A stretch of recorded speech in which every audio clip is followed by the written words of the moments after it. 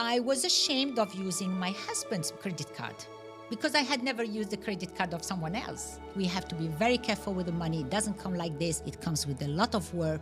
Could you share with our audience a little bit about what UAE was like at that time? Arriving at that time gave me the opportunity to really know the place and to really know the people. You mentioned something that I want to point out, and I think it's very different and very valuable, is that... Hi, I'm Naouel Chaoui. I'm Algerian and Italian, and this is Bright Futures. Hi, Naouel. Thank you for joining us today. It's a pleasure to have you here with us. Could you start by sharing a little bit about yourself? Okay, I'll try to be as short as possible. So I am, as I said, I'm Algerian and Italian. I lived in Algeria, was born there, grew up there, studied there, and then I moved to Italy where I joined the United Nations. I worked there for some years, and that was my career. And then I had different careers, of course. Then I moved to the UAE, where I joined my husband 30 years ago. The life in the UAE has been very rich because this is where I founded a family, and I have 3 children who are not children anymore. They are 3 young men. After when I came to the UAE, I had to change career, of course, because there was no UN office here. So I went back to what I was doing in Algeria. First job, which was teaching and being at university. I joined American University of Sharjah, the only university international at that time. And I really enjoyed it. Then when I had my children, I stopped completely what we call a career. And I was completely dedicated to my family. Kids grow up, finished studying, go back to Europe. Then I decided to start a new career because I felt I had too much to give rather than being on a retirement. So I decided to open a company called Halaqat, which means episodes. And the company is to expand culture and to value creativity in every human being. Meanwhile, I'm going to make it short, I did coaching. I pursued a PhD in learning and mind. And so I decided to gather all of it and put it in one basket and try to train other people and give the know-how I know. I then joined a know-how training company, whom I'm working with now. Let's say we merged both companies. The company has been in the country for more than 24 years with an extensive, let's say, know-how and experience. And now I train, I coach. I have a podcast platform, and then I do all what I love doing. I have 2 book clubs open to public. One international and one in English. I am the president of the Italian Women Business Council, and so on and so forth. That's amazing. So what have you not done yet? I don't know. So let's take a moment and roll back to your early childhood. Yes. What was some financial beliefs you grew up with? Okay. In my family, we had to win our bread. So I come from a family of 7 children. My mother, I am the last one of the 7. So let's say I was somehow the spoiled one. But even though I was the spoiled one, I had to work while I was studying. Small jobs, like I used even to wash the cars of my brothers to be able to get my money on Sunday afternoon. So my mother was very tough on that. And she said, the money we have is what your father brought in. We owe you the studying, we owe you all this, but you have to learn how to value the money. So we learned how to put the money in, this small, I don't know how to call it in English, the small box where you put your coins. The piggy banks. Exact. And then this is how we could, you use some, but the rest of it you have to put it aside. then you make a plan for it. You travel with that money, or you do something for yourself.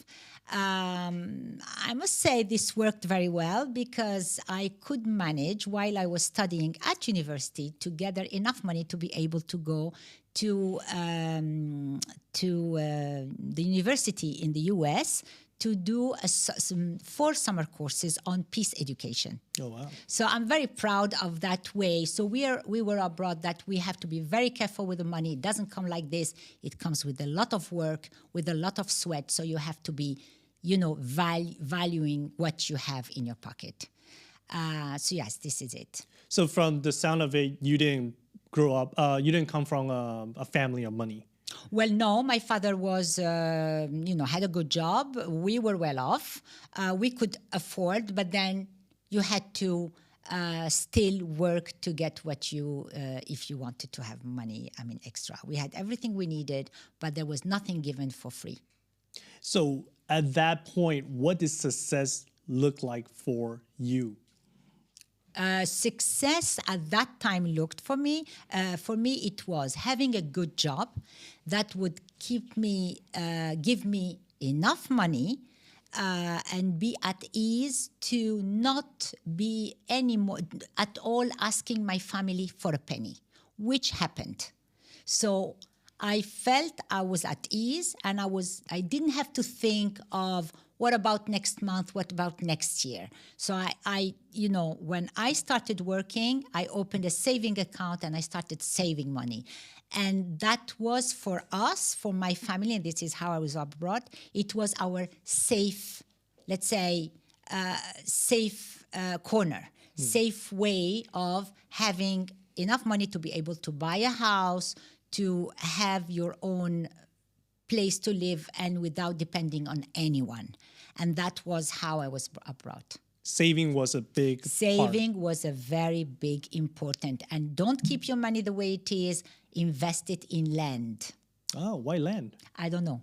This was, it's a house. I think land means building a house, it's home.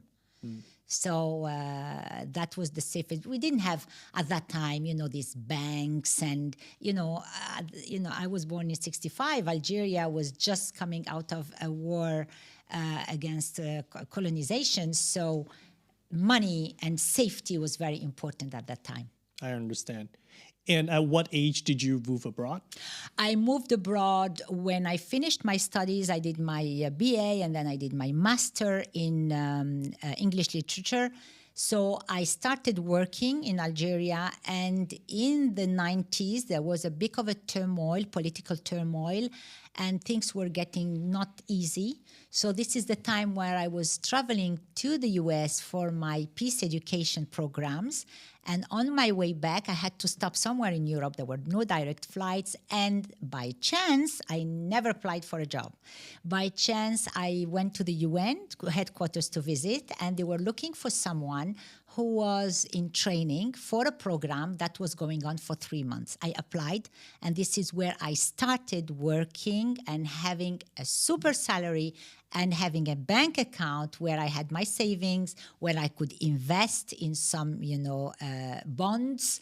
And this is where life finance and life and career really started on grounds which are completely very different from the Algerian ground. I was abroad, so I really had to be careful on my financial. There was no mommy, no home, nobody to take care of me. I had to take care of myself.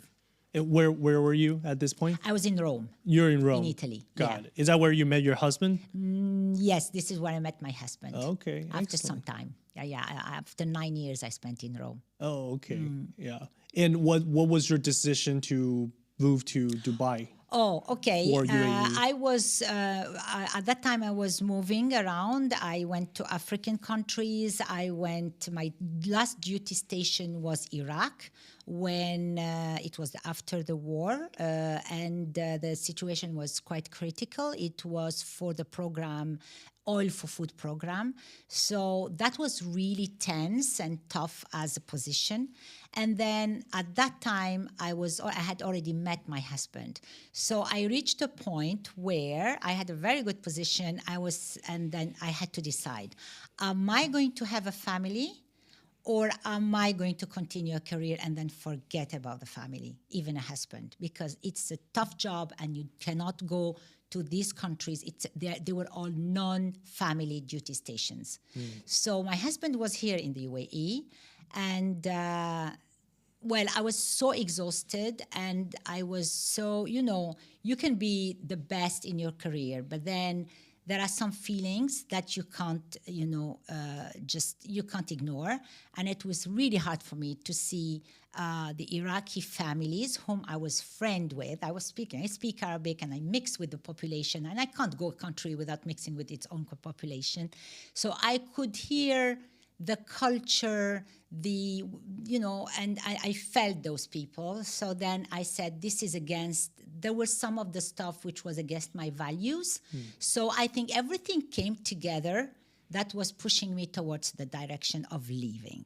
Okay. So I just dumped a job where I had a full, all life, I had a life contract. What was going through your mind at that time? It was like, well, I need peace. I need to rest. I'll take some time off.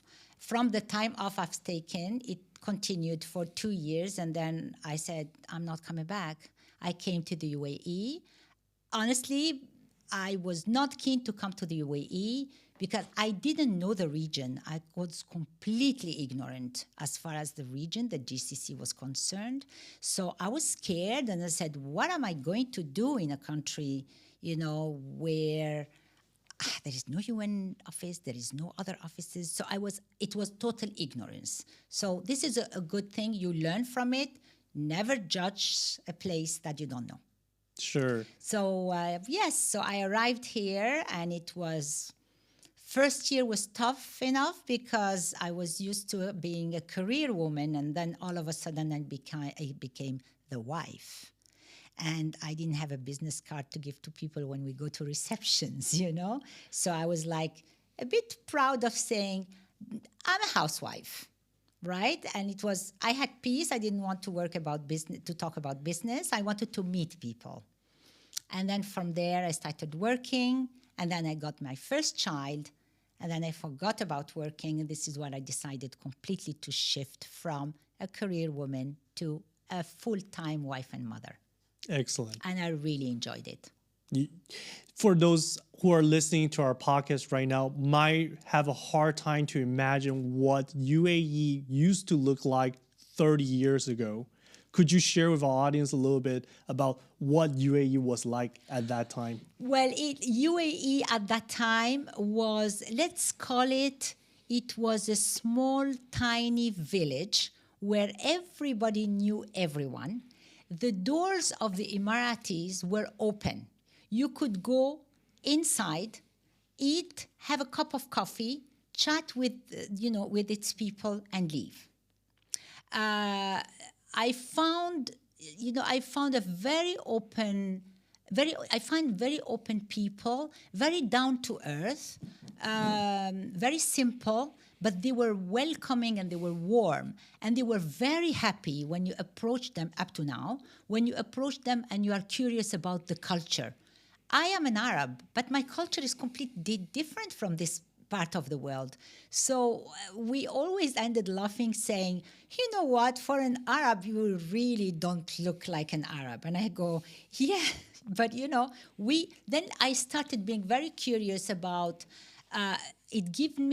arriving at that time gave me the opportunity to really know the place, and to really know the people, and to really getting integrated completely. I used to spend my weekends in Al Ain, picking up dates, something I had never done in my own country, even if we have dates. But, having this background, and the way they drink their coffee, and the way you shake the cup of the coffee when you finish, whereas I was giving the cup and the coffee was coming back to me again. I said no. So, it was for me a completely new culture I was discovering. And I was very, very open to absorb it. Expats were few. You wouldn't see a lot of young people because at that time there were no universities in the UAE, so there were no at a certain point, 17, 18, 19-year-old, you wouldn't see them anymore because they were all abroad studying. So, and then that generation was a complete generation from now. When I see now the girls I had seen when they were small and they are big leaders and directors and CEO in companies, I feel such a big pride.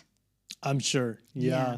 This is such a big transition for you at that moment from going from career Oh my to God. being a full-time mom. Absolutely. But I was so busy being a mom and I really enjoyed it. Did your financial priorities shifted? Completely. We can be connected to the financial, side differently from one step of our life to another. I'm talking about myself.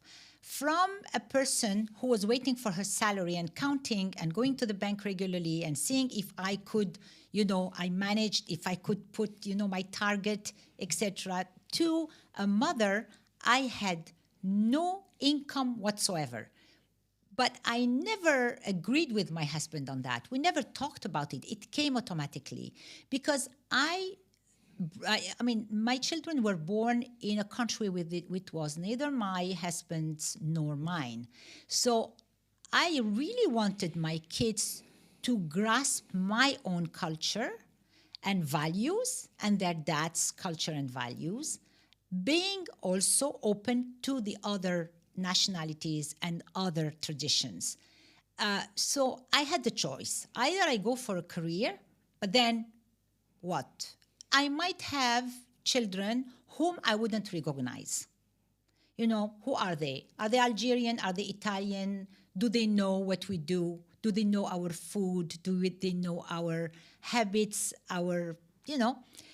So I said, well, this part of my life it's like a train passing. It will pass, it will finish, and it will go, and I will not be able to catch it up. A career, I can still go back to work. We will see. I never planned anything. I just played it day by day. I felt the need to really enjoy the kids. And I had 3 in a row. So it was, a lot of work, but a lot of fun, hard, tough. And I started going back to work only when my last child started his first day of nursery. So this is where I joined the Emirates Literature Festival, and it was the Emirates Literature Foundation, where I had a superb lady called Isabella Abulhul who would really understand me, and she allowed me to do this whenever I drop the kids, I go to the office, I work, and then I go pick up my kids, and then I go home, and I am a mom again. So this made me, I think I worked more with pleasure. I really enjoyed those times because I was doing all what I liked. I was working in literature, which is something I always had, a weakness for. And then at the same time, I was enjoying my life, my family life. I think I'm a father of 3 children. My wife is a full-time mother. She's a rock star. She takes care of them, and she's such an amazing mother. I understand how hard it is and how tiresome It is. and exhausting it can be to take care of 3 children. It is. And on top of all that, there's also the identity challenge, shifting from working to being a mother. Yes. And although as a mother or a father, that is an identity you will carry on for the rest of your life. I agree. But the job ends at some point. Yes. So how do you persuade yourself to balance these ideas? Well, honestly, you don't persuade yourself. It's really, really coming from the gut. You have a choice. You have 3 children in front of you. You have a family that you decided to have. It's not that it came by chance. So you say, if you are a leader or if you are someone who had responsibilities, you say, I have this responsibility and I have to assume it. How? Now, I have total respect for women, and I really, as we say in French, chapeau, for these ladies who never quit their jobs, who continued that career, and then who raised the children. Each one has her way, his way of doing things. But I really wanted to enjoy that motherhood. And I didn't even think of what if. It's no. Because at my time, when I had the first child, there was no part-time. It was not existing. It was either you have a full-time job or you forget about it.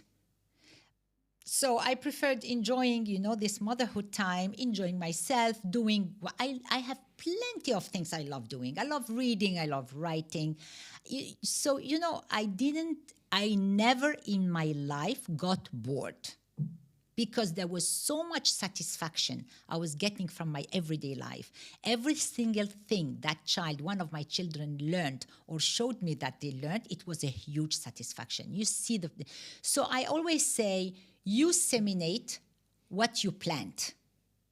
So I wanted really to have 3 men in my life who would understand me when I talk, who would get the values I would have loved to get them. And now with time, because there are a lot of mothers, I'm sure they are going to watch this video and say, she's completely out of her mind, because they are in the middle of the childhood motherhood. Once this is over, because it will be over, these kids are going to go away and they will have their own life. But then when you meet them and you see that all those values that you have taught, when people tell you, wow, your children are unique, they are so well behaved. When I go to school and I'm told this, I'm the happiest woman on earth. I had more satisfaction hearing this than when my boss in the UN used to tell me, wow, Naouel, what a complete great job you have done. So you see, it was such a satisfaction. Yes, there are drawbacks.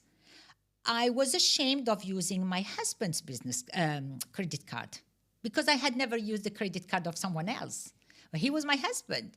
But I was very careful. I was saying, I can't go to the hairdresser with this credit card, It was, at first it's quite difficult, because I used to manage your own finances, your own money. But at a certain point, but then God bless my husband. He's a great guy, a very classy man. He never made this, weigh on me or make me feel like I was dependent on him. It was the family budget, and I was free to manage it the way I wanted. Amazing. Your husband sounds like a very amazing person. He is absolutely amazing. We've been together for the last 30 years, so he is really amazing. And he could let me he never forced me to shift or to do anything. I've always made my own choices, and he always boosted and supported my choices. So you mentioned earlier that your husband is Italian. Yes. So is Italian the same? Because my children, they carry both my last name and my wife's last name, because we're in Spain, and that's usually common in Spanish culture. Is that the same in Italian culture? No, it's not. There is a choice. Mm-hmm. But then I found that it was, they have an international name, which is, I have Ryan, and I have Yanis, and I have Sami, which is already non-Italian names. And they are called, the name of the family name is Ferretti. For me, it was more than enough. Oh. I didn't need them to carry, but I always carried my surname. I never took my husband's surname, but it was mainly for paperwork. It was too complicated. Sure. So let's circle back to the earlier question about you deciding to take a break, a hiatus, so to speak, to enter the role of being a mother. Yes. Were you at ever one point concerned about, well, if I leave my career, how would I go back to it when I decide that my children are old enough and I would like to be back in the workforce? Well, I never plan too far away, and I always believe, and I think that this comes from our culture and religion, we believe in fate. And you say, for the time being, I have these 3 kids, let me enjoy it, and then we'll see. I have my, I have my diplomas, I have my career behind me, and I'm sure something will come up. So, no, I never cared about whatever was happening because I was doing it step by step. I had someone to count on. My husband was doing very well and he was managing the financial part and he was a good father and helping me over. So, why should I bother about thinking, what if I don't find a job later? And I did it and I found it. As soon as my kids went back to school, I found a job. It was a part-time. It was as if it was made for me, tailor-made. I could go to... So it was all... I went back to my career. Even going back to my career, it was step by step. I went as a part-timer to be able to, of course, didn't have the full financial... I didn't have the full salary. I had half of the salary, but I had to make a choice again. You want the full salary, you want your bank to be full, but then you have no time to see your children? No. For me, it was a no. I had enough money to be able to spend money for myself and have my own financial support for my personal things to do. But then I had also the time to enjoy my kids' football matches, tennis matches. I think I know all the sports by heart and the rules of the sports. I spent hours, and I didn't even have the right to read my book because I had to watch the whole football match or the whole tennis. But I'm very proud I've done it because now when we speak about it as big children, young men, when we talk about their childhood, whatever they remember, we remember it together. So there were so many things we did. We traveled. I never traveled without them. So we managed to go to different parts of the world together with the kids. So now we remember single thing we've done together. For me, it's a pure satisfaction. Amazing. Yeah. From what you have shared earlier, I think it is safe to say that your upbringing has really instilled this responsibility Absolutely in you. Yes. But at the same time, you have this almost carefree spirit where you kind of, don't want to think more than what I need to. How do you balance these two, especially when it comes to finance? Okay. The sense of responsibility is that I need to secure a minimum I need. Because you can't do both. Either you devote yourself to the maximum. So I have a salary. I know how much I get at the end of the month. I know how much I'm going to invest. I'm going to buy a house as an investment. Yes. Then forget the other part, which is your responsibilities towards your family.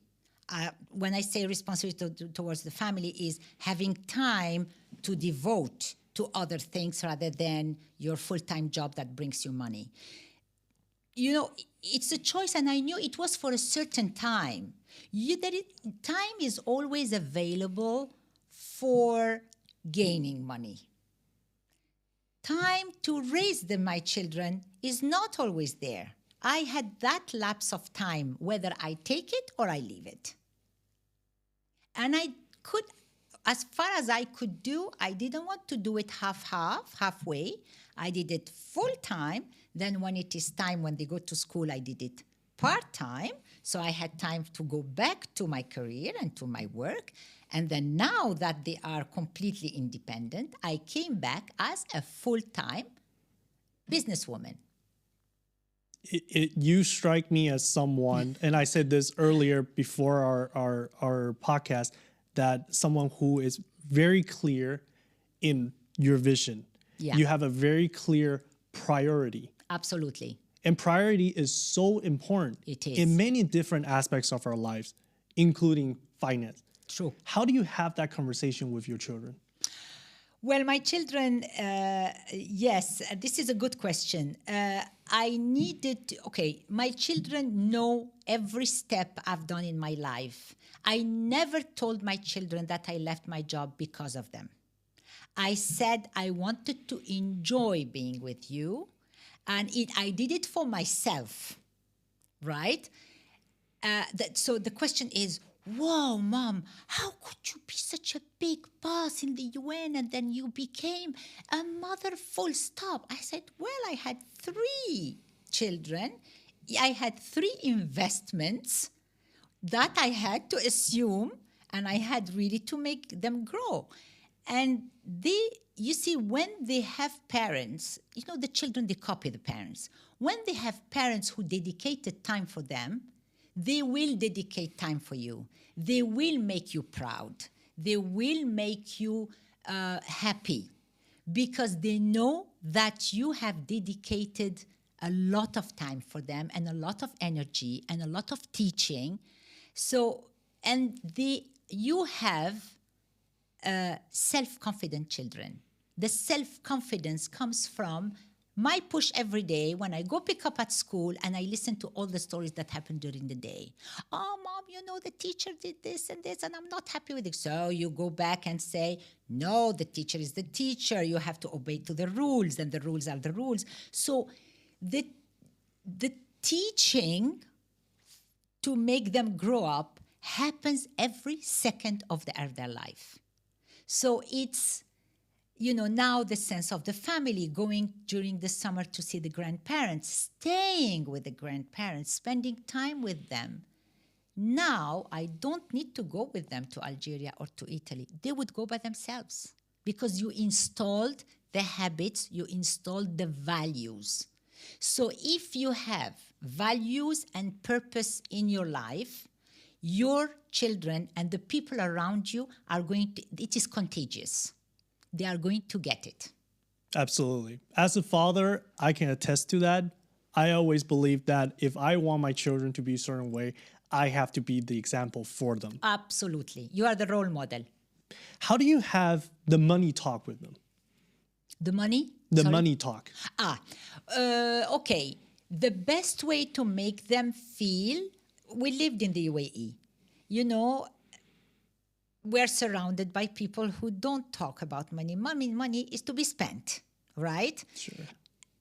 It was that difficult part where you make your children understand that this money we're paying for the school and this money we're paying for the clubs where they go for sports is really money coming from big sweat. And it's not easy money that you just dig and get out and pay. So if I pay for a course, I expect from you to be at the top of it. So then, as soon as they started growing up, we started, sending them to, and I used to take them to countries which were, not rich countries. So they could see that reality is not the bubble where they are living. So they went to Cambodia to help for the Duke of Edinburgh. They had to go to Cambodia to build a school for the poor people and get the children go to school. They taught the children. They took their uniforms from the school that were donated to this place. You have to make them know and feel that money doesn't come easy. Then when they grew up at the age of 15, 16, they started working. During summer is long, it's 3 months. They were working, in Italy you are allowed to work, so they were working in a cafe on the beach where they serve coffee, so they understand how hard it is to get the money. This is the time where they start putting money aside, as I did, and their father did, and starting thinking that, do you think really that I should go to the barber that costs 150 dirhams? I should go to the one that costs 30 dirhams.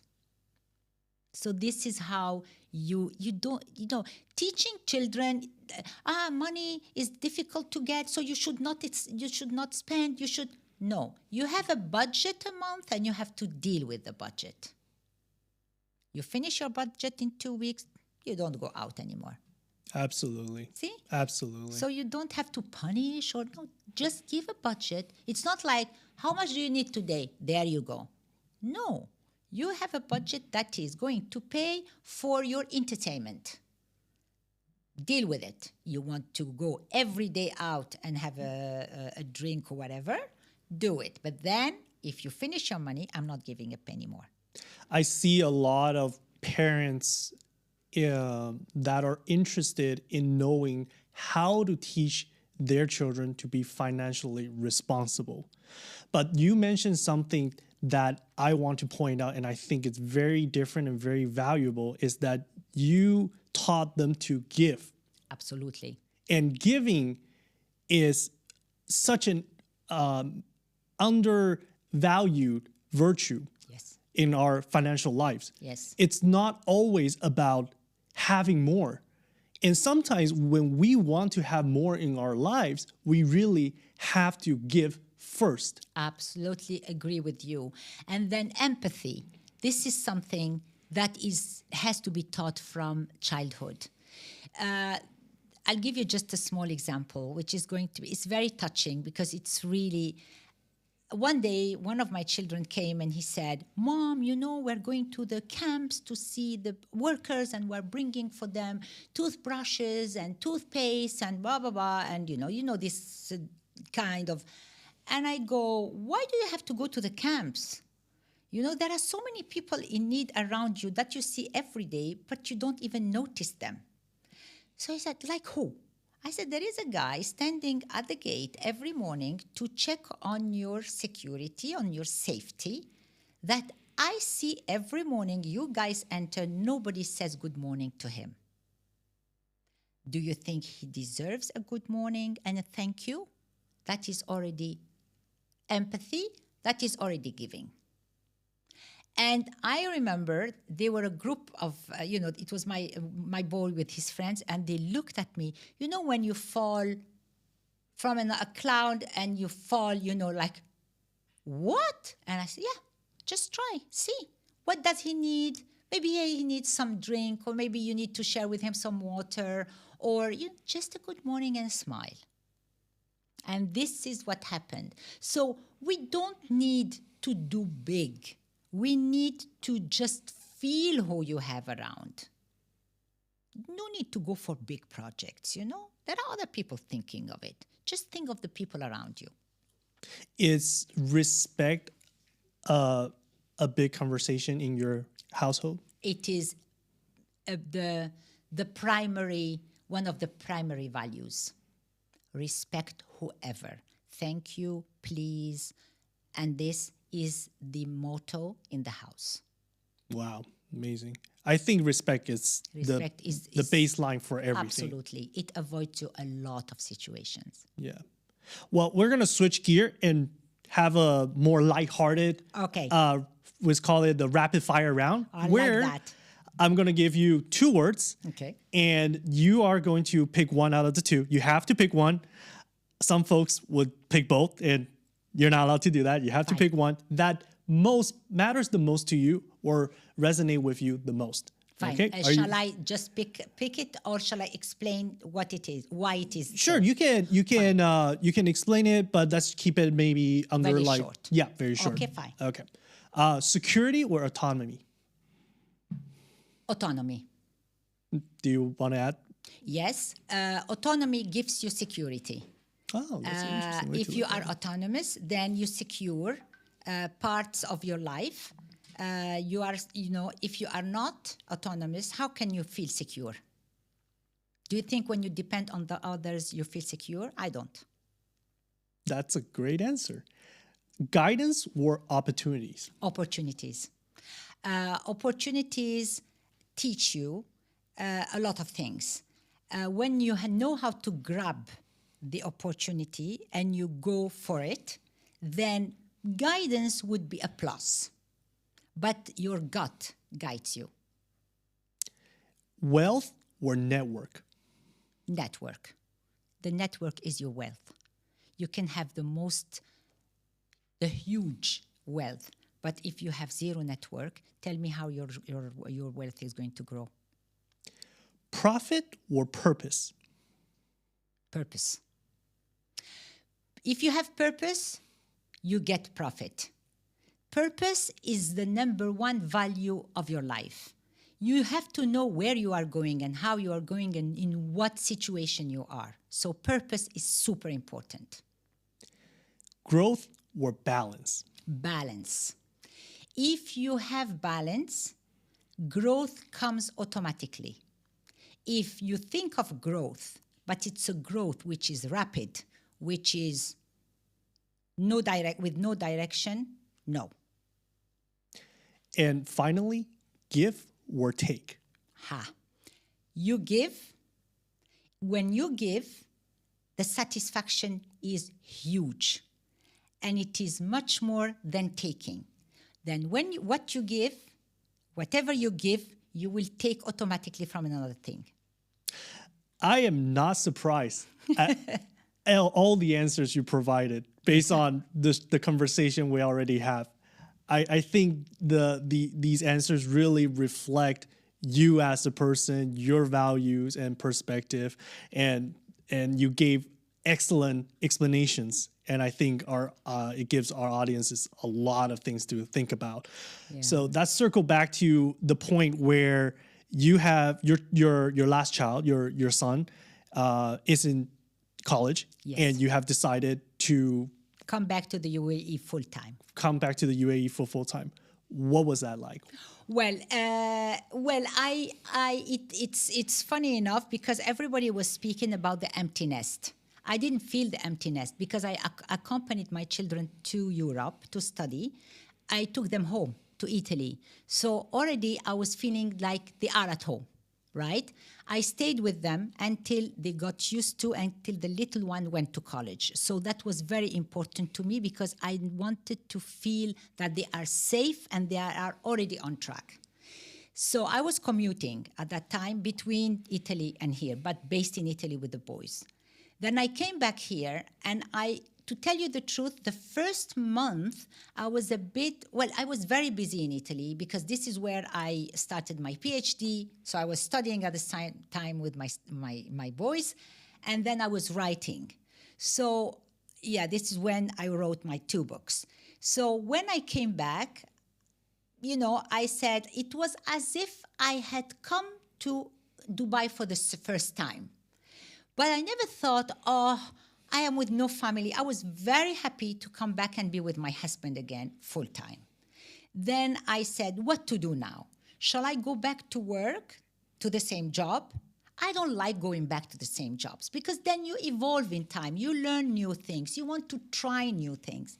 And then I said, okay, I'm not anymore a career person where I have to build up years. It's done. Now I need to do something that first I like. What are the things which is more making my potential? Communication with people. It is absolutely important to me. I would grab people in the street just to talk to them, because I'm curious where they come from, what are their culture, what are they eating, So I said, fine, I am a good communicator.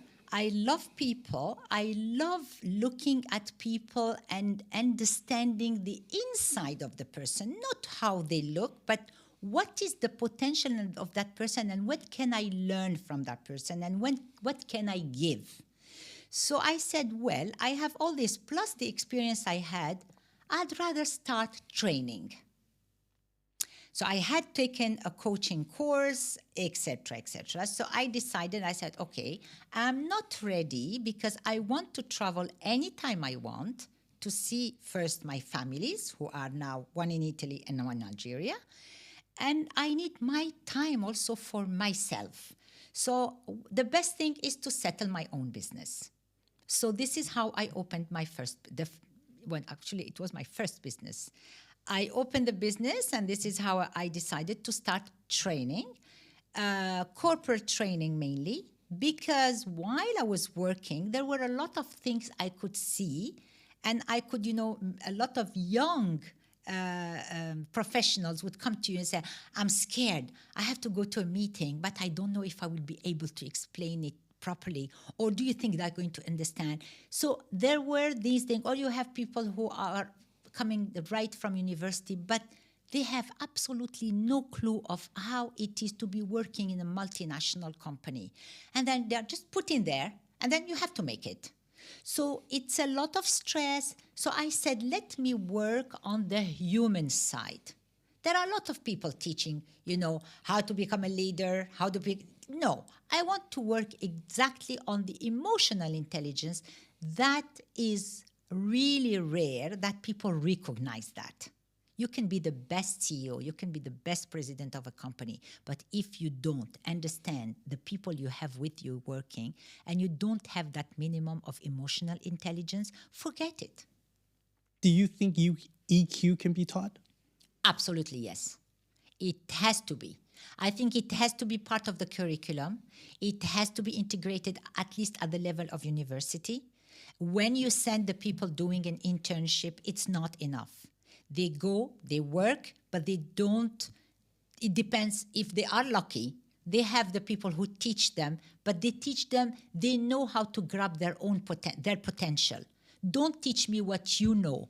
Teach me what I can learn and try to get out of me the potential I have that is hidden because either I'm scared or either I'm timid or I have it, but I'm not even aware of it. So this is exactly what I want to do. You discover and you bring the best out of these people. Yes, and all of us have so much within that is not showing, that if each one and each human being is just triggered a little bit more to get their potential out, you have fantastic people around. Could you give me an example of how you stimulate this potential out of a person? Fine. What usually, work-wise, we usually do tests. They are emotional intelligence, leadership, communication, name it. All the tasks that you do, everything at any job. We test, we have answers, we put the test on the side, we know the profile, but this is not enough. I meet with the clients, whether they are one-to-one or we have a group. This can be through a workshop where you see how it is going and how and where the block is happening. After that, I do coaching, and it is during our coaching. We have so many tools. It depends on who you have in front of you, where you don't tell these people, you are very good at that. You should do that. This is not the way it works.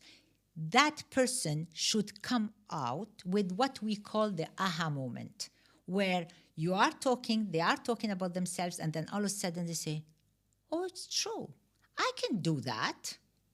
So this is where you have already touched a point which is inside, and that person have realized that this is not a problem of the boss who is not giving the information. It is her who is scared or afraid to be judged. So shut the doors. You understand? So they are techniques that trigger, this awareness of how you are, of the self-confidence of who you are exactly and what your potential is and what you can do. There are people who are excellent at computer, but they are doing a different job, but they love being at the computer and doing, some programs. But then they would never tell you, I can do that, because their job description doesn't require that. But then when they talk to you, etc., these people can be shifted to a different department where they can do both and they can excel. That's very interesting, because traditionally speaking, the school of thought on that is that if you have a high IQ, or if if you have a certain personality trait, you are not good at managing your emotions or expressing yourself. So hence we have certain stereotypes for engineers or software engineers or nerdy professionals or whatnot. But according to you, that is not the case. Absolutely not. And I can defy anyone who would come in front of me and saying, I am harsh because I have to be, I'm the CEO, the rules are the rules, and I don't care who is sick, who is not sick, who is in, who is not in. It's not true. And then my company is super well, and everybody in my company is happy. It's not true. That's amazing. And the big question for today is, with AI and integration of AI, how do you see AI affecting your line of work? Well, I personally, when I heard of AI, I was very scared. I said, oh my God, what is this again? You know, we are going into the computer and into the technology, and then what about the emotions? What about, so I was really worried. Then there was a big event that was happening on AI, and I didn't understand a clue about it. So I said, it's time for me to plunge, to dive into this and go. It was all the AI gurus were there, and they were platforms, different platforms, where they were explaining how we could integrate AI into our work. You know, then we took, you know, at my age, I took courses, and I decided to discover the AI. And it was an eye-opening. We use AI in our courses. It helps us a lot. It helps us on working on things where we used to spend hours working on. For example, when you do the tests, then the test has to be all read and then given a report which is concise on. AI does it perfectly well when it is well formatted. And then, of course, we revise and we look at it. So we saved so much time thanks to AI. And at the end of the day, I said, this is my ally. I thought it used to be my enemy. No, we make AI as an ally, and I think everything that comes out, innovation is always developing yourself. So we should, this is something I've learned lately, that we should never be scared of innovation. I think it's safe to say for whoever's listening that you are a person of continuing education. You are always educating yourself. You're always learning new things. And you have done so much, from being a career woman to raising 3 fantastic boys, men now, and going back to having your own business. That is not just meaningful, but I'm sure a lucrative one. Yeah. What is next for you? Well, I would love to work as long as I can. I still take summer courses. I go to London. I take summer courses on fashion and personality. New things that I could integrate into my workshops and try to teach or try to use them as tools.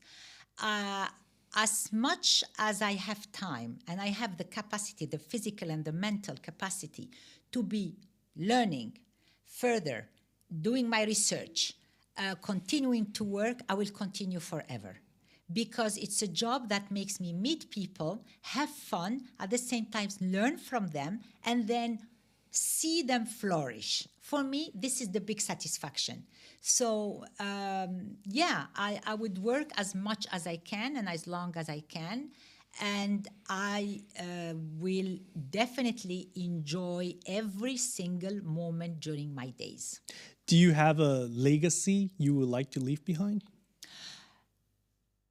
Well, what I would love to leave behind is that when whoever I've met on my path of life would say one day, I'm glad I met Naouel because she helped me, she taught me, I learned from her, she was a friend, she was an example. This is the legacy I would love to leave behind me. I would love to leave something behind me, projects that I have done, that have seen the light, people I have helped, successes I've made Books I have written and left for the young generation to read, which are all related, most of them, to our identity, how important it is, and how we build an identity. Yeah, this is this would be my happiest legacy to leave behind. You have a personality of, when I speak with you, you sound so humble, but at the same time so knowledgeable. You have a lot of wisdom that you have shared with all of us today, and thank you very much. I appreciate that. But on top of that, you're also an aspiration for a lot of young mothers who might be going through that career change where they have to put their career on pause to take care of their children. So I just wanted to circle back to that one topic for our closing question. What message or advice do you have someone who is going through that? Okay. Quitting a job for a good cause or a good reason is not a weakness. It's not, you are not a loser. You are on the contrary. You have the courage to put something aside for another, let's say, passion or mission in your life that you value, right? It doesn't diminish anyone. Work is part of our life. It is not our life. So life is much more important, and happiness of your life is much more important than having a career or having a job or having children or having... These are all parts, small blocks that build our life. So what is important is that you are satisfied with what you have done and never regret it. So never think of, oh my God, what have I done? It is always a plus, and you learn even from children. So it's a learning process, and we never achieve without a long learning process. Whatever we do in our life is a learning process. Putting aside our job is not losing something. It's just putting on hold because there is some other things that are more important to you. So your personality as a person, you are always the same person, whether you are a woman in career or a mother or a wife or whatever. Naouel is Naouel, whether I'm at home or whether I'm at work or whether I am Stefano's wife.